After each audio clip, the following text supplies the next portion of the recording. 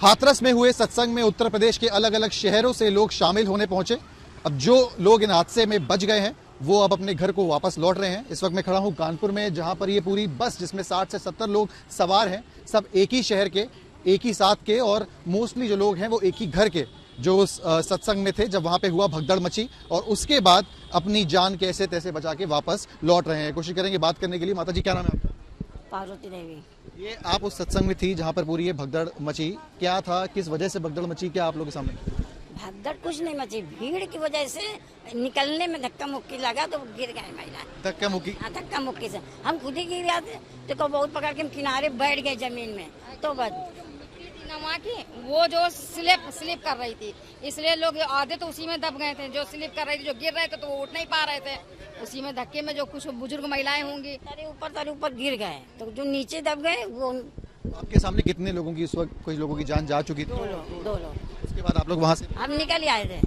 तो हर बार इतनी भीड़ रहती है कि इस बार ज्यादा? इससे भी ज्यादा रहती है। तो इस बार क्या व्यवस्था थी? जिसने प्रबंध किया उसका, वो कहीं ना कहीं कमेटी वाले प्रबंध करते हैं। जगह कुछ कम थी, पब्लिक बहुत ज्यादा थे, और वो तो पब्लिक सुनती है, भाग चली जाती भाई। अब इतनी पब्लिक हो जाती कि कुछ कहीं ना कहीं पूरे पार का पूरा रोड जाम था कि गाड़ियां तक नहीं निकल पा रहे थे, इतनी पब्लिक थी।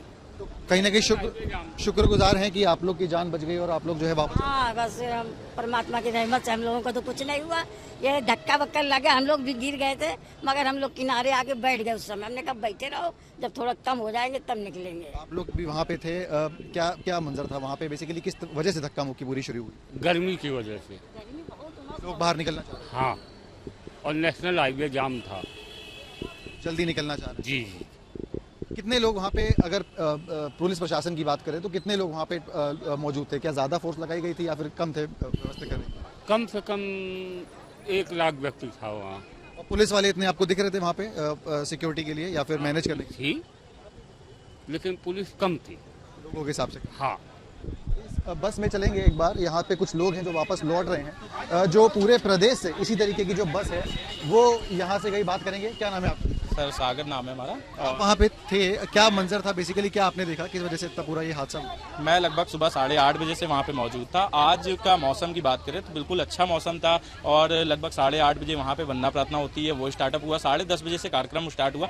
कहीं भी ऐसा माहौल नहीं लग रहा था कि इतना बड़ा आज हादसा हो जाएगा। हम लोग लगभग पिछले 26 सालों से वहाँ पे दर्शन करते हुए आ रहे हैं। काफ़ी लोगों को लाभ भी होता है और काफ़ी जाने माने हमारे परमात्मा कहे जाते हैं। आज जो मंजर देखने को मिला है, शायद ही उसकी कल्पना किसी ने नहीं करी थी। सब कुछ ठीक था, अच्छे से दर्शन हुए थे। परमात्मा जिस टाइम आते थे हमारे, वो उस समय वहीं पे विराजमान थे। उन्होंने अपनी वाणी दी, भजन हुए, तालियां बजी, सब कुछ हुए।